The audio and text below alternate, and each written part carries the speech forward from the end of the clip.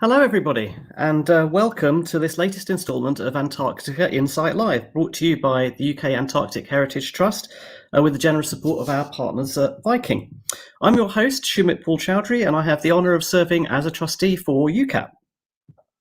So the aim of Antarctica In Sight Live is to bring together scientists, explorers, artists and historians to delve into lesser-known stories from Antarctica past, to discuss the challenges and innovations of the present, and look ahead to the continent's role in the future of our planet. And this event, tonight's event on Antarctica and the climate crisis, is going to cover all of those bases. I think by now we're all well aware of the magnitude of the climate crisis, and if you're watching this, you're probably also well aware that Antarctica has a key role to play in terms of outcomes for the planet as a whole. But of course, climate change is also a threat to Antarctica itself, and we at UCAT, and I expect many of you watching, would also consider that to be a deeply worrying situation.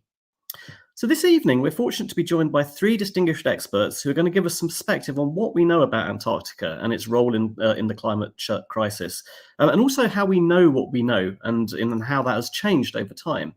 Adrian Howkins, Rob Larter, and Alison Banwell will each be giving a brief presentation of their work, their research interests.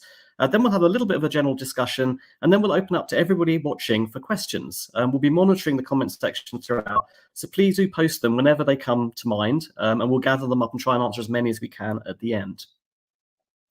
So our first speaker is Dr. Adrian Howkins. Adrian is an environmental historian with research interests in the polar regions, national parks and protected areas, and religion and the environment. Adrian has worked extensively on the history of Antarctica and is co-PI on the McMurdo Dry Valley's long-term ecological research site. And he's writing a book about the history of that at the moment. He's recently started a course at Sarum College in Salisbury to become a self-supporting minister in the Church of England. And so welcome, Adrian. I'm going to hand over to you. Thank you very much, and welcome everyone from a sunny Bristol in the United Kingdom. The title of my talk this evening is Climate Change and Antarctica, A Brief History. So what I'd like to do is just go think about the last 100 years of Antarctic history and the role of climate and climate change research in that history. I'd like to make three major points. The first one is that Antarctica has played a really significant role in understanding global climate change generally on a global scale. Secondly, that Antarctica is actually a research subject, and that's going to come out strongly in the other two talks as well. And thirdly, that climate and climate research in Antarctica is also connected to the politics of the continent. So from the very beginning of sort of systematic exploration of Antarctica, there has been a realization that climate change has taken place historically. This is a quote from Captain Scott, the British polar explorer, about the McMurdo Dry Valleys where I work in Antarctica. He wrote about, he said, "It is certainly a valley of the dead. Even the great glacier which once pushed through it has withered away," showing some sort of understanding of a changing climate in the Antarctic. This was developed several years later on Scott's second expedition by Griffin Taylor, among others. And Taylor was really interested in the geomorphology of Antarctica, how it came to look like it looks. And he was also very aware of climate and climate change. He thought about things like freeze-thaw as a way of creating the landscape that he was looking at. But climate at this point was sort of in the background and a way of trying to understand questions about where the ice came from, how the geology of Antarctica, why it was looking like it was looking. After this heroic era of Antarctic exploration, there was a little bit of a lull in Antarctic research for the next 30 or 40 years. One of the few big programs to take place in this period was the discovery investigations that were led by Great Britain. This was mostly focused on whales and whale biology and whale populations, although there was some meteorological research done as part of this. But one thing that the discovery investigations really showed was the connection between science and politics in Antarctica. And the British government was very keen on using the science of the discovery investigations to support its political claims to the continent. And I'll come back to that in just a moment. Climate research really began in its sort of modern professional era during the International Geophysical Year, or the IGY, of 1957 to 1958. During this period, 12 countries were working in and around the Antarctic continent. This was a global endeavor with a particular focus on the polar regions. It was during this period of time that the United States established their station at the South Pole, and regular meteorological readings started to be taken. The IGY actually set up something called Weather Central, which pooled all of the different weather recordings from around the continent so that weather forecasts could be made to help with the logistics of the science. And it's generally taken, you need about 30 years of meteorological data, of weather data, to come up with climate. And it was during this period we really started to get weather data collected across the continent.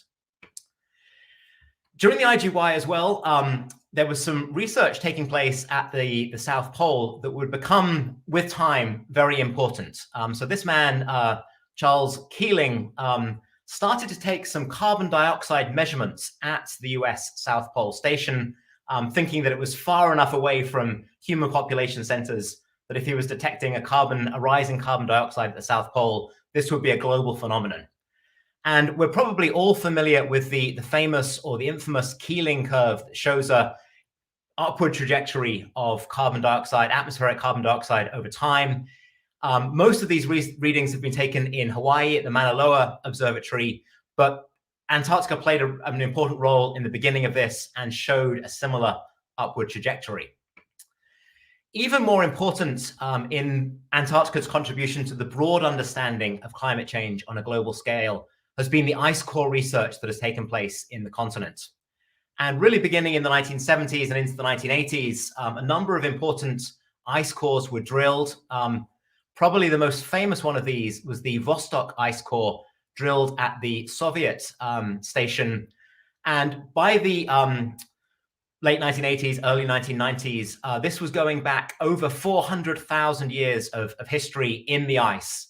And the really important thing here is the top two lines, which shows a correlation of high atmosphere, or carbon dioxide in the atmosphere, and temperature in the Earth's climatic history.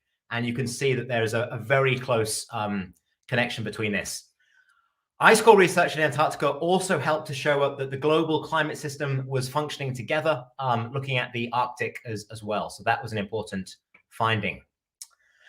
And then as there was a realization that the global climate was being changed by human activities, scientists became increasingly worried about Antarctica itself. And this, I think, is going to be the subject of the other two talks.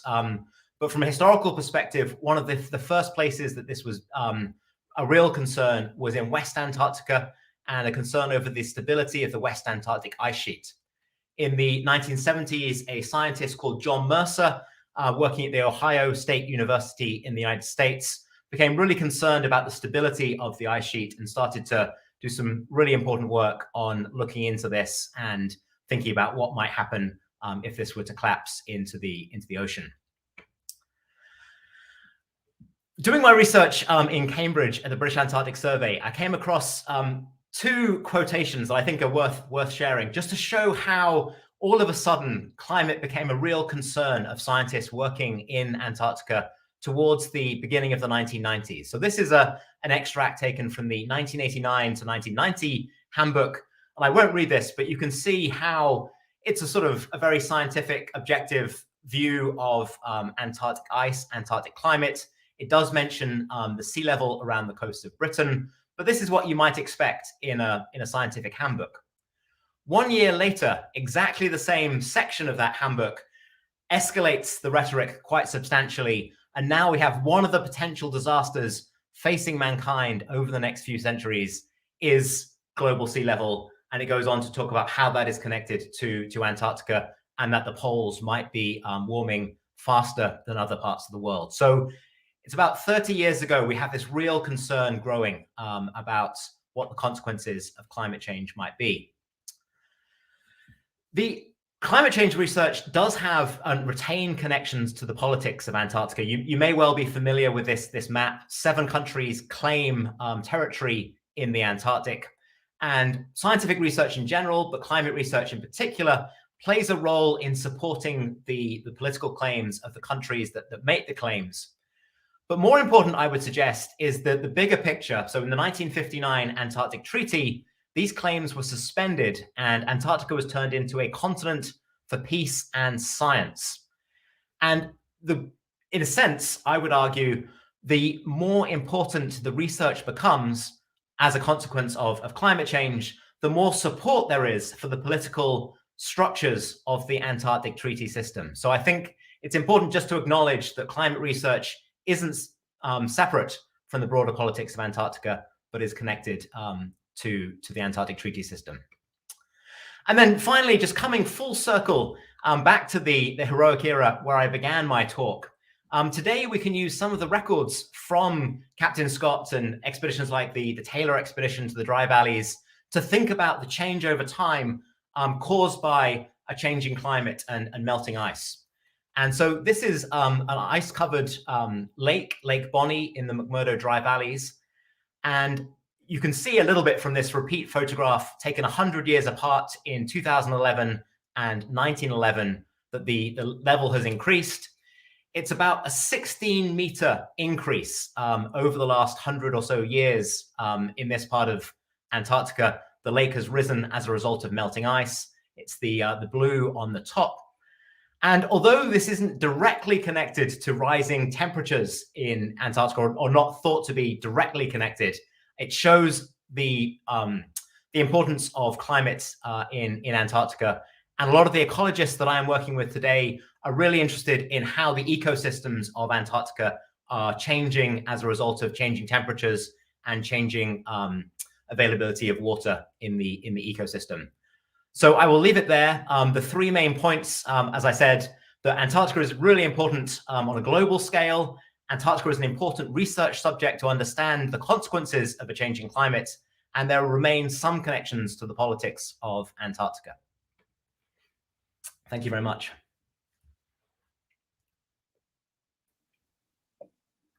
Thank you very much, Adrian. It's really intriguing to think that our understanding, or at least our appreciation of the role of climate and its connection to Antarctica goes back considerably further than many of us might at first assume. Do post your questions for Adrian in the comments, and we'll collect them up to put to him and our other speakers later on.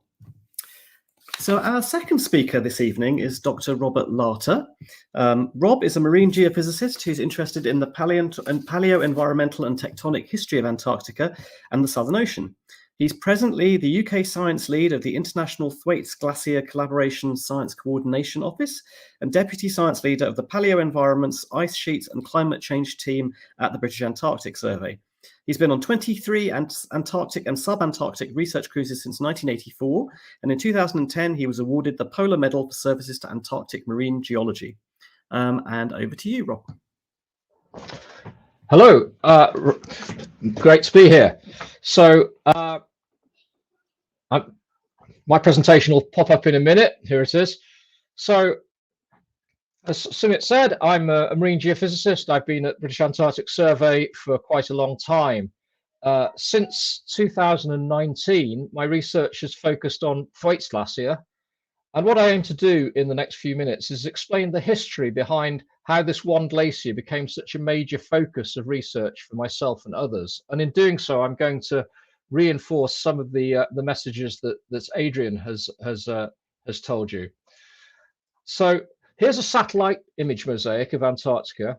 As you can see, it's a continent almost completely covered in ice, much of it several kilometers thick. So The ice sheet actually holds about 90% of all the fresh water on the surface of the Earth. Quite remarkable statistic. And if all of that ended up in the ocean, that would raise global mean sea level by 58 meters.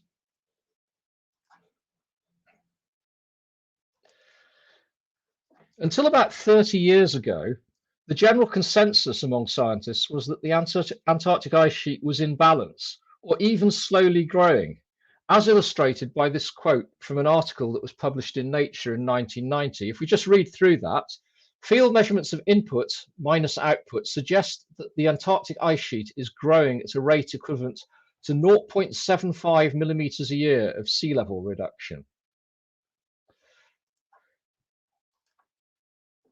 So as long ago as 1978, though, as Adrian mentioned, John Mercer had warned that continued greenhouse gas emissions and the resultant warming could initiate rapid deglaciation of Antarctica.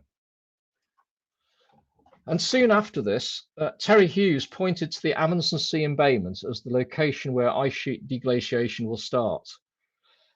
In doing so, he adapted a memorable term coined by Winston Churchill by describing the region as the weak underbelly of the West Antarctic ice sheet. The first clear evidence that significant change was underway in this region came from satellite radar altimetry data collected in the mid-1990s. These data revealed rapid lowering of the ice surface in the Amundsen Sea sector, indicated on this map by the black and purple colours in the area I have circled in red. The main reason this ice loss hadn't been noted earlier is that this is a really remote region where hardly anyone had been. At around the same time as those satellite data were being collected, the first modern oceanographic measurements in the region showed that rapid melting was taking place beneath the ice shelves, the floating extensions of the glaciers, and that this was being caused by incursion of relatively warm water from the deep ocean onto the continental shelf. More recent oceanographic and remote sensing studies have confirmed this link, as shown by the figure on the right here, in which the most rapidly thinning ice shelves appear bright red and correspond to where warm water, shown in pink, floods the continental shelf. So this is important because ice shelves buttress the flow of glaciers feeding into them. So the consequence of them thinning and in some cases eventually breaking up is that glaciers flow faster, and in doing so they draw down more ice from the interior of the ice sheet. So as I mentioned previously, this is a region that has rarely been visited, was rarely visited at all before this century. The remote sensing results provided the motivation for airborne radio echo sounding surveys to map the ice sheet bed in detail. The results of those surveys revealed that the whole of Thwaites Glacier, which is the largest glacier in the Amundsen Sea sector, sits over a deep subglacial basin in which parts of its bed are about 2.5 kilometers below sea level. That's shown by the deep blue colors on the map on the left. These results were subsequently incorporated into the bed map compilation showing the entire ice sheet bed. And as you can see here, how the Thwaites Glacier drainage basin, which I've outlined in red, you can see how that is underlain by a basin that is wider and deeper than any other in Antarctica. Now, the significance of this is that a glacier in this setting is vulnerable to unstable retreat. And this is the reason why Thwaites has become such a major focus of current research. The good news is that a large international effort is now underway to find out more about the processes causing ice loss in this region, and thus enable better predictions of future change. This ongoing collaboration involves the largest joint United States and UK field programs ever mounted in Antarctica, and the observational studies are integrated with modeling projects. So finally, we were asked what hope and inspiration we can find in what we've discovered about Antarctica. And I'm afraid what I have here is mainly concerns. We know that warming over the past century means there is already a commitment to further sea level rise, whatever is done now. The biggest uncertainty in predicting future sea level rise is how the Antarctic ice sheet will respond to climate change. So one small chink of hope is that research is now being done to try and reduce these uncertainties, enabling improved sea level predictions that will provide a better basis for mitigation and adaptation planning. So thank you very much.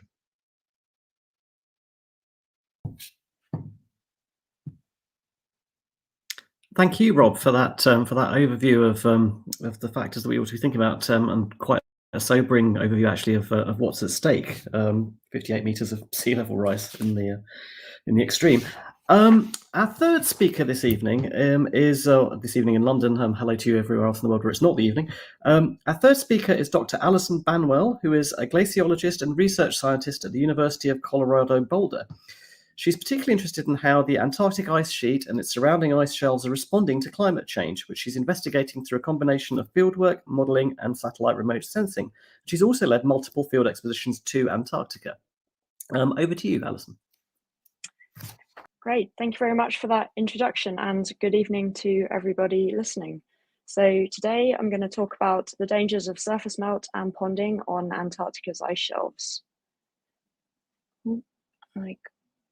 Sorry, I was struggling to change the slide there. So what are ice shelves? So ice shelves are the floating glacier ice extending from land, grounded glaciers. They're not to be confused with sea ice. So sea ice is frozen ocean water.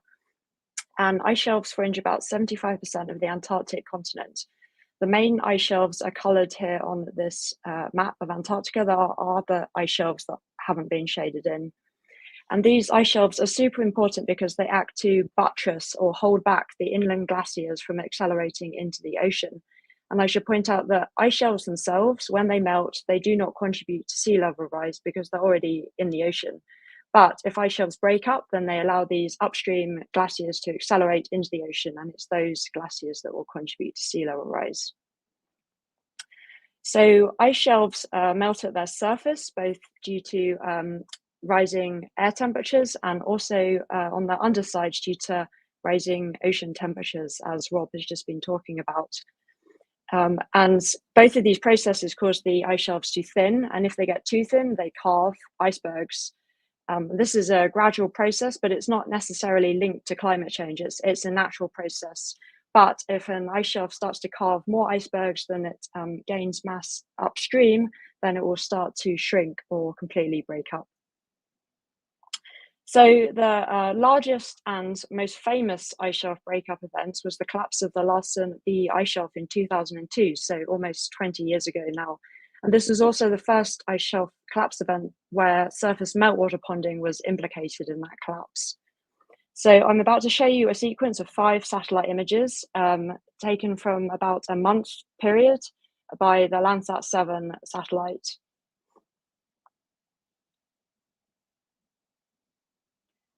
So the image on the left here was the first of those images at the beginning, and in this image you can see an area of about 2,000 lakes or more in the area surrounded by the dashed blue line.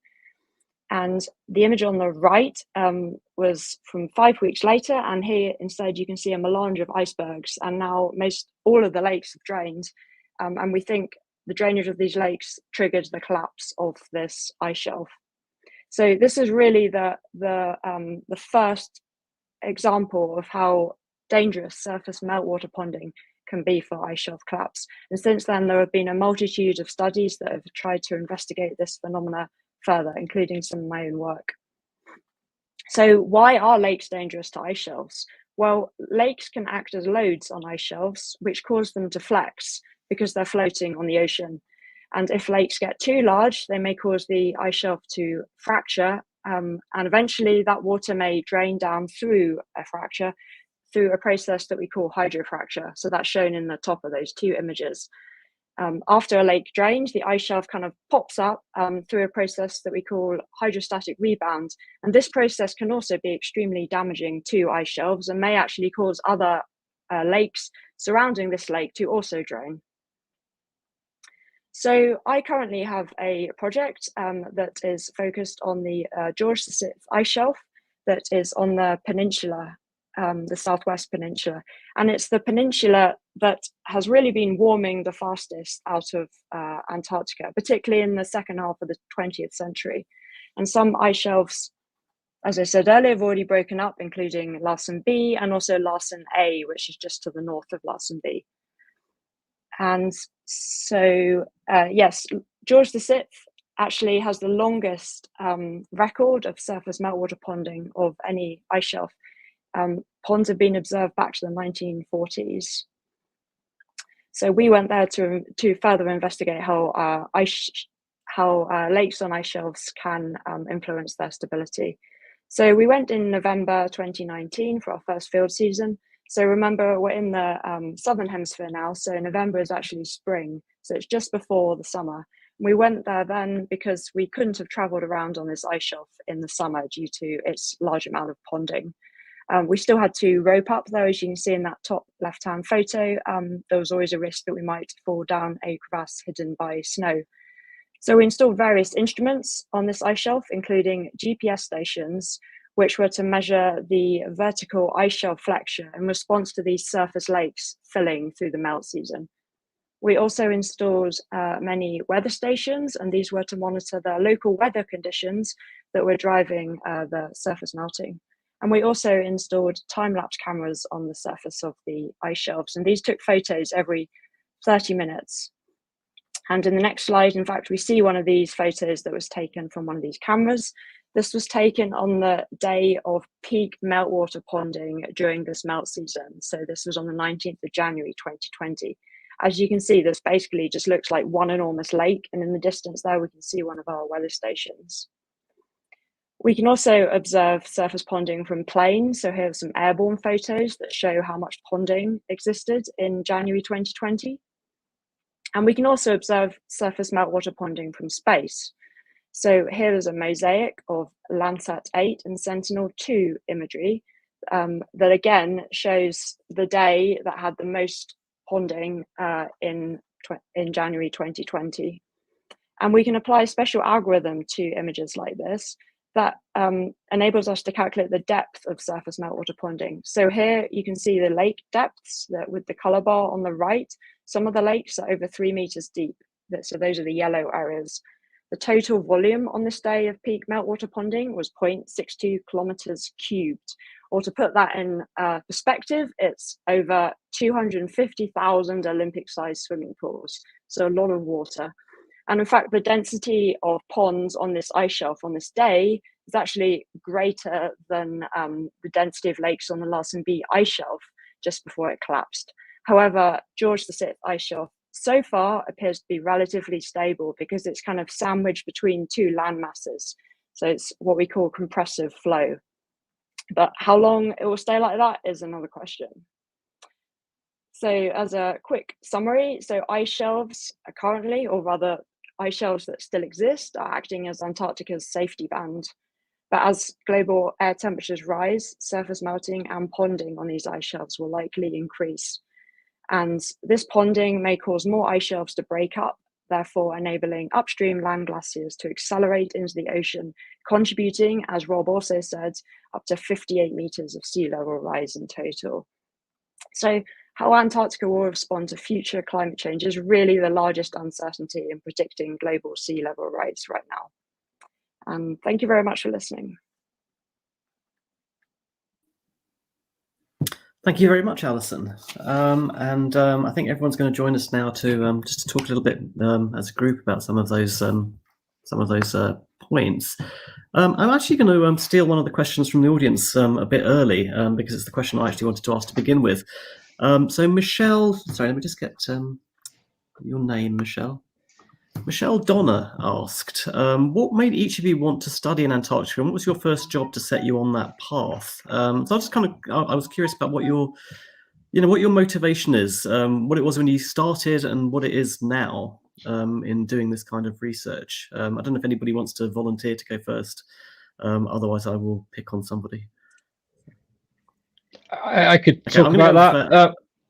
Okay, go ahead, Rob. Yeah, I mean, I as a student, I'd become interested in the polar regions. I'd spent one summer before my final year as an undergraduate. I spent the whole summer in Iceland. I was very very privileged to be able to get a couple of research jobs there, field work assistant jobs over the summer. And the following year, I spent the whole summer in Alaska with actually a view at the time to doing postgraduate work there, which didn't work out for one reason or another. And after I'd done a master's degree, the offer came up to go and work in an Antarctic research group at Birmingham. The possibility to apply for it. Anyhow, I applied for it and I got that. So that was my leg up in this course. Mm-hmm. And what sort of motivates you to do the particular kind of research you're doing now? I mean, why the Thwaites Glacier? And what actually, one of the questions I wanted to ask here really was the balance between trying to understand Antarctica and trying to understand the world, or whether those two things are so inextricable that there's no point asking that as separate questions. I think a strong motivation is to do something that has a societal relevance. And I mean, there's all sorts of interesting science that we like to do as well, because they're just interesting questions. But when you see there are questions to be answered in Antarctica which have a very big relevance to the rest of the world, that gives you an extra incentive, I think. Mm-hmm. Alison, I think you were going to. I thought you were going to say something. I was going to say I'd never actually seen a glacier until I went to university at Edinburgh and did some field work in the Alps. But before then, I grew up in the UK and I spent a lot of time walking in the Highlands and kind of looking at the landscape around me and trying to imagine what forces formed that landscape. But I didn't study glaciers at school. So then as soon as I got to university, I just became extremely interested in all the glaciology courses and kind of went from there, really. And why Antarctica? Well, I guess I first started studying Greenland during my PhD. And then Antarctica seemed like the natural next stepping stone, because in some ways, a lot of the processes that we see are happening on the Greenland ice sheet, particularly the surface melting, is almost an analogy for what we expect Greenland to become in the future, as our temperatures rise and more surface melting particularly starts to occur. So we can learn a lot from studying Greenland and apply it to Antarctica. Oh, at what point during your research journey, I guess, did you sort of become aware that what you were doing was going to have wide social consequence, rather than being sort of a geological, I mean, glaciers have always been important as a feature, but I mean, at what point did you suddenly become aware that what you were studying is kind of much more than academic interest? Yes, I mean, I suppose as again, while I was at university and we started to notice more kind of not necessarily warming events, but extreme climates events. So heat waves in the summer and sudden snowfall events in the winter, and then around the world, more storms, just higher frequency of extreme weather events. I guess that's when it really struck me how important this research is. And then of course sea level rise too, which is going to become more rapid in the future. Okay, thank you. Adrian, I don't know if you want to add anything on this. Yeah, I suppose as environmental historians, we study the relationship between human and non-human nature over time. And in Antarctica, you can't avoid that sort of question about how humans are interacting with the rest of the world. I often challenge my students studying Antarctic history to try and find any book on Antarctica that doesn't mention the natural environment and the cold and the wind and the ice. And so it's a really interesting place to look at these sort of fundamental questions of how humans have interacted with the world around us over time. Antarctica became the focus of my PhD dissertation on the Antarctic Peninsula. And I'd actually been studying it for about 10 years before I had an opportunity to visit. As historians, we work in archives. So I was in Buenos Aires and Santiago, and I even went to Stanley in the Falkland Islands for a few days. But it was 10 years later before I actually got to go to Antarctica. And actually, I was a lecturer on a cruise ship at my first visit and visited Port Lockroy, and just a really good experience. Okay, thank you. I was really struck by the Scott quote that you put up, the expression about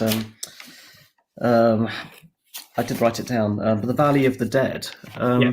And the dead is kind of, it sort of speaks to a certain way of regarding, well, all of Antarctica, I guess, as, and I'm guessing that's not how you think of it. And I speak to all three of you. I mean, I don't think you're thinking of it as a place that is dead. I mean, in fact, in some ways, I guess, given the sort of the change, that speaks more to change and life than anything else. I just wondering how do you think about as a place? I'm guessing you wouldn't describe it as a Valley of the Dead or as the Glacier. I suppose from a biological perspective, it's a really interesting irony that this was about the McMurdo dry valleys that have now become a center of biological research in Antarctica, with scientists looking at the microscopic nematodes and the bacteria and viruses in the soils and in the lakes and the ponds.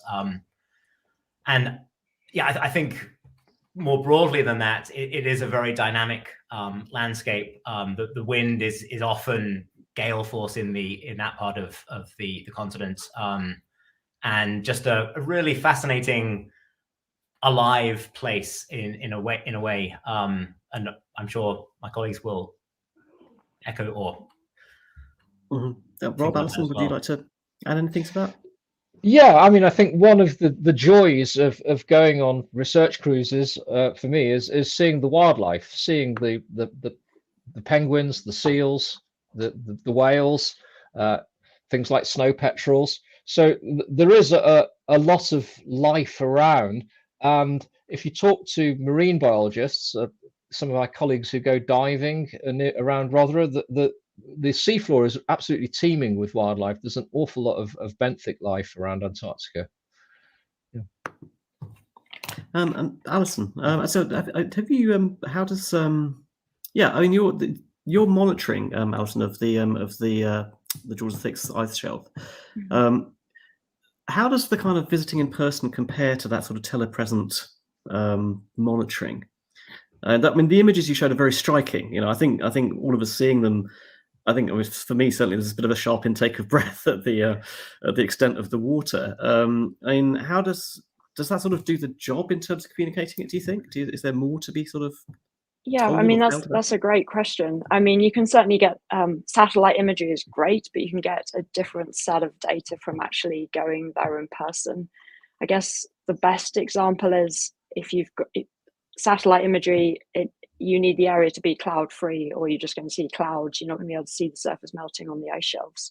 Whereas if you're there in person, or if you've been there in person and installed cameras, then you're going to get regular photos being taken pretty much whatever the weather, unless, well, occasionally we've had kind of sheets of snow plastered on the front of our camera lenses, so we haven't seen anything for a couple of days, but that's rare.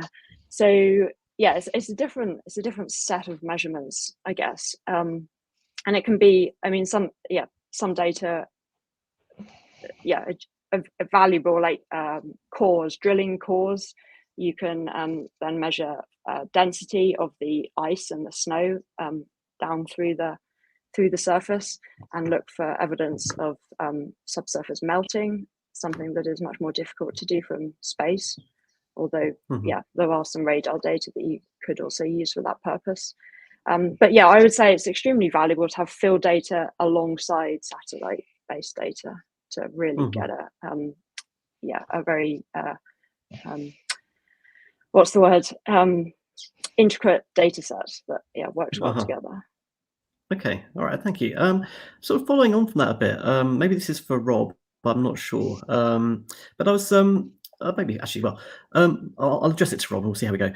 How confident do you think we are that we know what the big risk factors are associated with Antarctica? Because I think you mentioned that Thwaites was relatively unique in terms of the size of the area. In fact, but I mean, given that it is difficult to do fieldwork in Antarctica, and a large part of the continent is not accessible, not readily accessible, in terms of fieldwork, how is there much chance of there being, problems that we don't know about on the continent, or at this point, has remote monitoring and the work that's been done to date pretty much pinned that down, do you think? Well, that's a big question. I wouldn't say, I'll just go back a bit. I wouldn't say Thwaites is unique. It's unique to the extent of the size of the area that you've got below sea level going back to deep basins. There are many other areas of Antarctica where you have substantial parts of the ice sheet, even in East Antarctica, where the bed of the ice is below sea level. Mm. I think because we have satellite data, all kinds of satellite data covering everything, I think there are few surprises geographically, but there is still the potential for surprises in terms of processes, because it's only really about 10 years since the cryosphere community became aware of the potential for a process called marine ice cliff instability to drastically affect retreat of the ice sheet, and there's still a lot of debate about how significant that will be. So I think there is potential for process surprises. I think there's less potential for complete geographical surprises, because I mean, there are places in Antarctica people haven't been. I saw an amazing statistic recently that, you know, if you take, I think presumably if you take most of the 1 kilometer squares, most of them have never been visited. But I still think we have the coverage, at least of the surface from the satellites, and we can see the changes going on. But yeah, back 25 years ago, when those first satellite altimetry data emerged from the Amazon Sea sector, I think that was a surprise to people, because it was the first time we'd had that kind of satellite data. And I vividly remember a colleague putting that up on a screen in a talk at British Antarctic Survey and saying, this is where we should be working. Okay. I wanted to ask a question about so sort of following on a bit from that. The one thing that you would like to, just if you had to pick one thing that you would like to understand about the areas you're looking at, what would that one thing be? What's the one big question? I mean, there must be lots of questions you'd like the answers to, but I'm going to be mean and ask you for one. Alison, maybe I can start with you. I don't know if there's something that leaps to mind. I'm going to have to think about this, actually. Yeah, I mean, I think as I briefly mentioned in my talk, the George VI ice shelf does currently have the highest density of ponds of any ice shelf around Antarctica, and it's even higher than Larsen B. So I guess the key question is, how long is this ice shelf going to remain stable before it breaks up? It's very different to many ice shelves because it is kind of sandwiched between 2 land masses. You've got ice flowing off the Antarctic Peninsula and buttressing up against Alexander Island. And it's that currently, at least, is meaning that it's relatively stable. It has 2 carving fronts, which is kind of complicated too. At either end of the ice shelf, it is losing mass from there, but yeah, currently not super rapidly. But yeah, let's see how things evolve over the next couple of decades.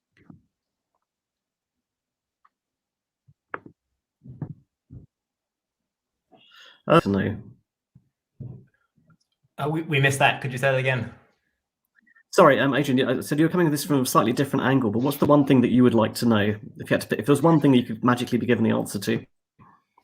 Yeah, so I'll wait for the scientists to do their work and then look back and study that. I suppose from a historical point of view, one of the really interesting questions is the motivations of the Soviet research in Antarctica. I think we don't have a great grasp of that from a historical perspective. So given the importance of the Vostok ice core, for example, in terms of climate research, what was the Soviet Union as the one sort of non-Western, capitalist country for much of the second half of the 20th century? What were they trying to get out of Antarctica? What were they doing there? And I think there's some interesting research going on, but that's one of the big sort of historical unknowns still.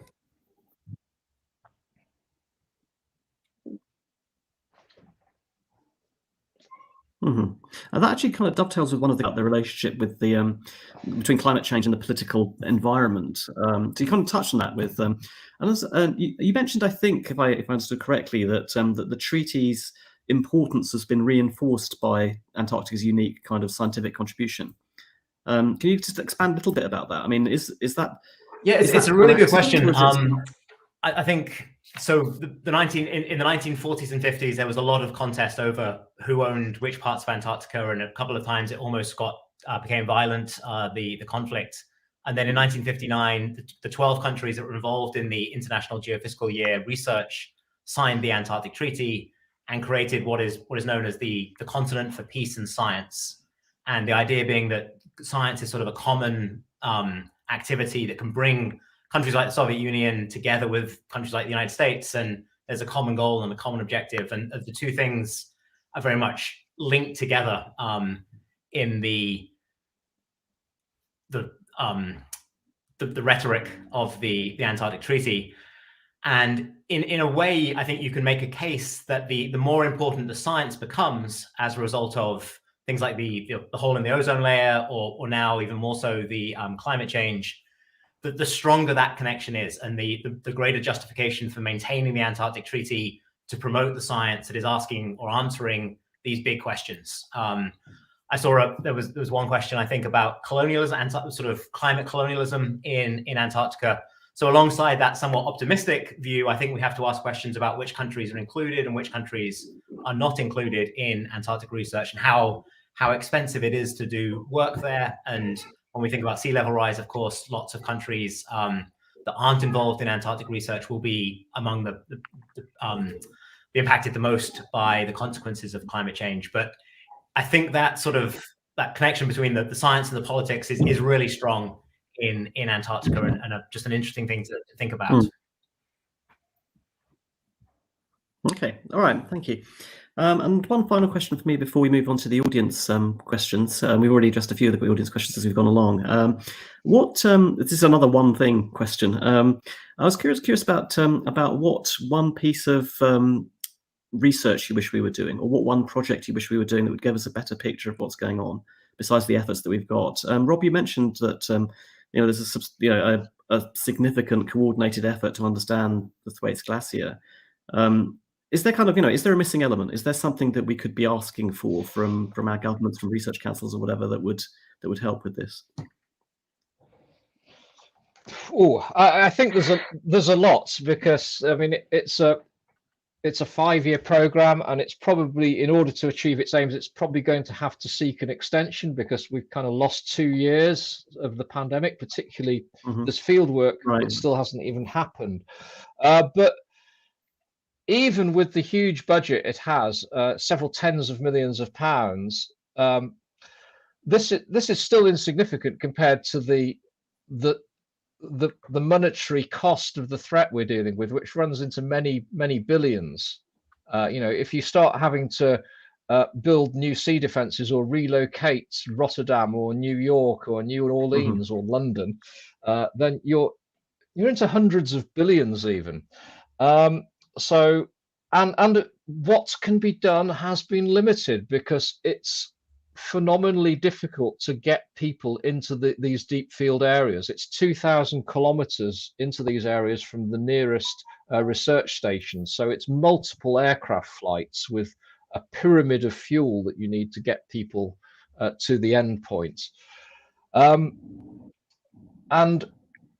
there's a lot of the key questions are things that are going on beneath the ice shelves. And there are some fantastic tools now to investigate those. Autonomous underwater vehicles that can be sent underneath, or even a fantastic remotely operated vehicle that can go down a hot water drilled hole through an ice shelf and explore underneath.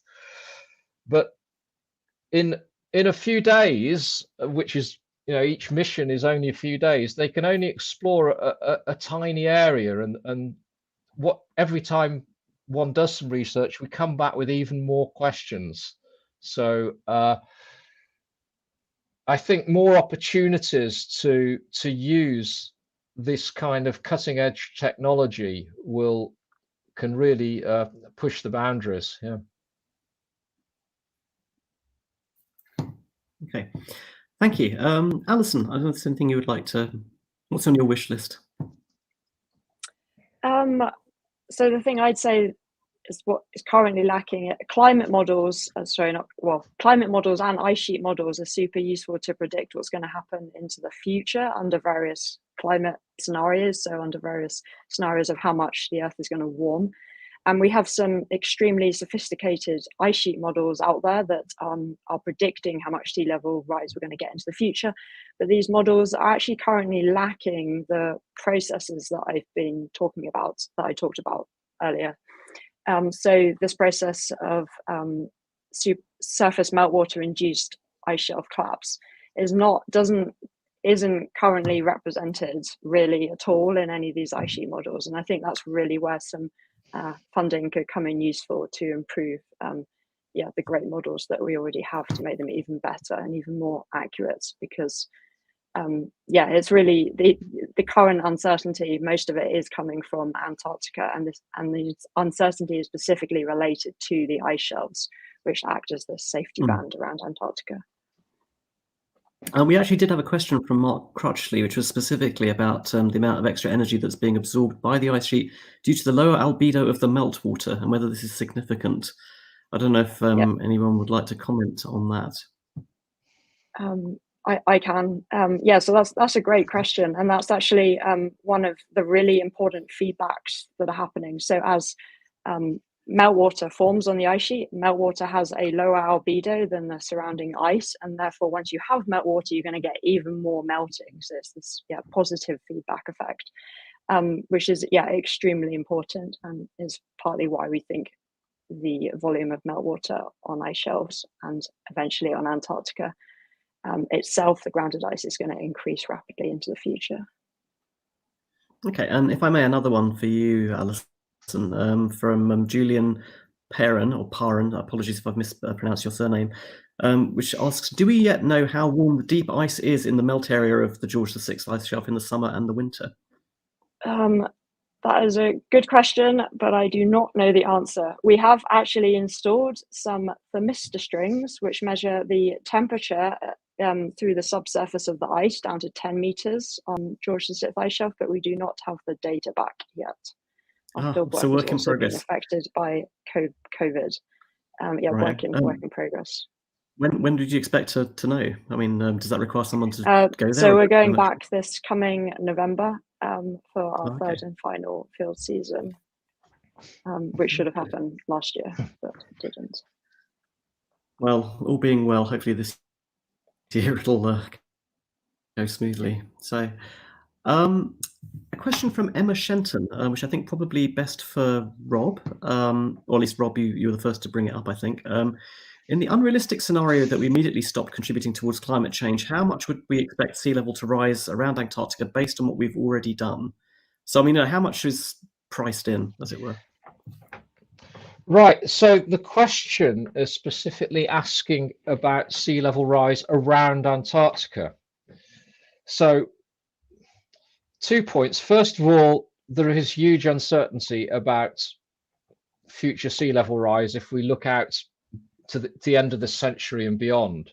That's one of the motivating things for our research. Secondly, sea level rise differs around the world. I mean, it's difficult thing intuitively to appreciate, but the world's ocean is subject to gravitational effects as well. It's not just like filling a bathtub. So the great ice sheets in Antarctica and in Greenland have significant gravitational attractions. So they're pulling on the ocean just the same way as the sun and the moon are that cause the tides. And if we lose a lot of ice from Antarctica, the local effects of that is that the sea level around Antarctica actually probably goes down while the sea level in the rest of the world goes up, because the ice sheet is no longer pulling the water towards it so strongly. So it's a kind of non-intuitive thing, but the sea level is a threat to the places that are further away from the ice sheet, not to the ice sheet itself. Okay. Thank you. There's a cluster of questions that are around doing work in Antarctica, doing research in Antarctica and remotely. So I'm going to try and synthesize these. Natalia Ford asks, can we attract scientists to study Antarctica if there are less opportunities to visit, but more opportunities to research from the UK? She also kind of asked, do you expect to see sensors and drone type vehicles increasingly replace field research? Alison, we spoke a little bit about this earlier, about the interplay of remote and in-person sensing. Do you think, I mean, would Antarctica be more or less attractive as a subject if you could do it from the UK? I mean, I think the more you can do from the UK or wherever in the world, the better, because yeah, that saves on carbon emissions of getting people there. I mean, as Rob touched on, logistics in Antarctica, never mind the carbon emissions, extremely complicated, and it costs vast amount of money to get scientists there and to keep research stations operating and to keep planes flying. Yeah, it's a massive operation, which is why it mostly shut down during COVID, apart from crucial operations. So yes, any additional work that could be done remotely would be great. I guess for sensors and drone type vehicles specifically, you still would actually need to be there to install the sensors or for the drones to fly them. But yes, if you wanted to say monitor an ice shelf which you knew was about to collapse, was really at its tipping point, and you didn't want to be walking around on that ice shelf, then yeah, clearly that would be a great alternative option. Yeah. All right, thank you. Adrian, I wanted to sort of ask a variant of that question to you. Is there, I mean, the kind of human presence in Antarctica obviously is the basis of much of the narrative that we have about Antarctica as a place. How do you think that would be affected with, you know, more telepresence, more remote monitoring and so on? Yeah, that's a really good question, and I think a lot of the people who go back year after year really do develop a real passion for the place, and that is connected to being there and the whole experience that goes into Antarctic research and even the sort of the extremes of that we think of Captain Scott and the South Pole, but sort of elements of that are repeated in the small field camps that we have today and so on. I think an interesting thing just to consider is the idea of what lawyers or international politics scholars would call effective occupation, that it's the sort of the being there on the ground that is doing some of the political work for United States or Britain or Russia in Antarctica. So how that would affect government interests or whether the motivations are really there to reduce on the ground presence is a kind of a side question to some of the scientific questions that we're asking. But I think that sort of fundamental question of the impact of scientists is something that is being really seriously addressed by the Antarctic research community at the moment, and we're trying to reduce the impact, including the climate impact, as much as possible.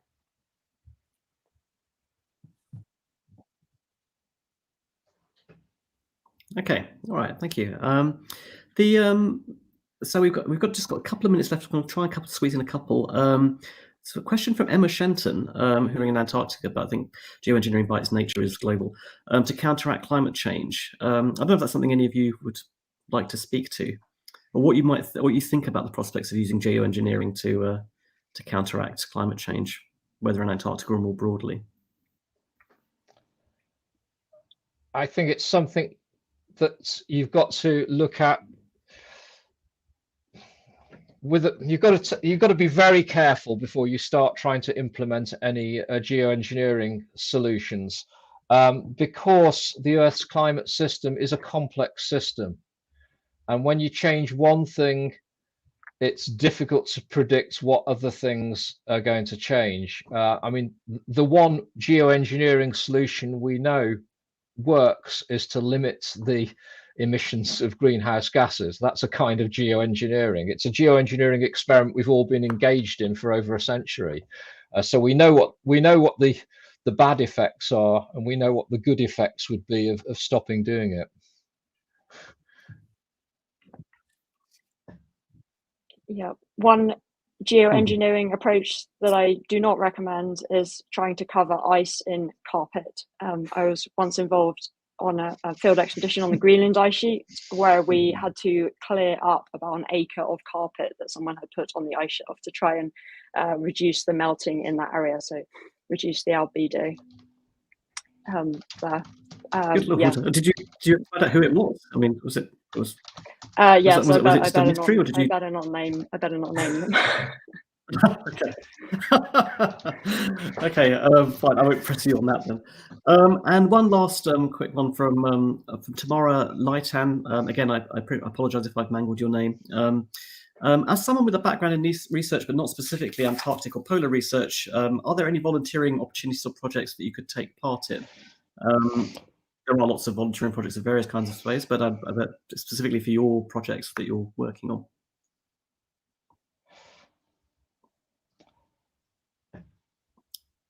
That's a very difficult question. I don't know of volunteering opportunities, certainly with British Antarctic Survey, to get people to the Antarctic. I mean, the best option I can think of is anybody who's got any particular skills in life, keep an eye on the vacancies board, because I mean, we employ far more people in other fields than we do as scientists. For example, all the skills that are needed to keep research stations running. So people like carpenters and plumbers and mechanics and so on. So I don't know about volunteers. I mean, it's very expensive to get people there.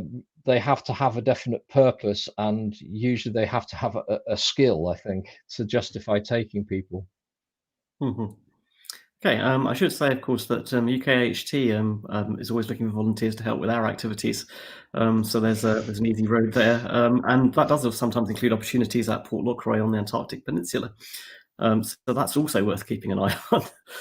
All right, I think we are just about out of time. I think we've got through most of the audience questions as well, I hope. Apologies if we didn't get to your question. So it's left to me to say thank you to our speakers for their illuminating and thought-provoking presentations and for answering our questions.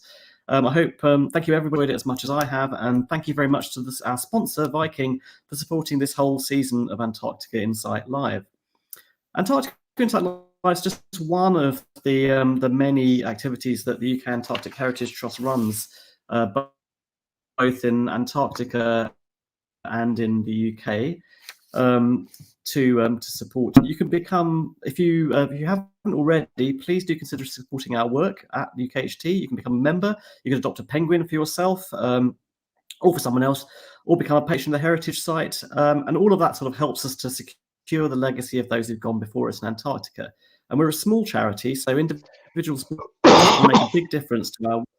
And you'll see on the screen this week is a really great opportunity to make a donation if you'd be so minded, because at the moment, any donation you make will be doubled thanks to a generous benefactor under the Big Give scheme. There is a link, I believe, underneath the YouTube video, and we'll post it in the chat as well. So please do, if you're inclined, please do go ahead and give this week. Our next event will be on the 9th of May at the same time, 6 p.m. GMT, when we'll be exploring the challenges of living and working in one of the world's most hostile environments for humans. For that, you need specialist vehicles, clothing, equipment, and accommodation, which need to be high performance, but don't need to be minimal maintenance, and to make a small environmental footprint as possible.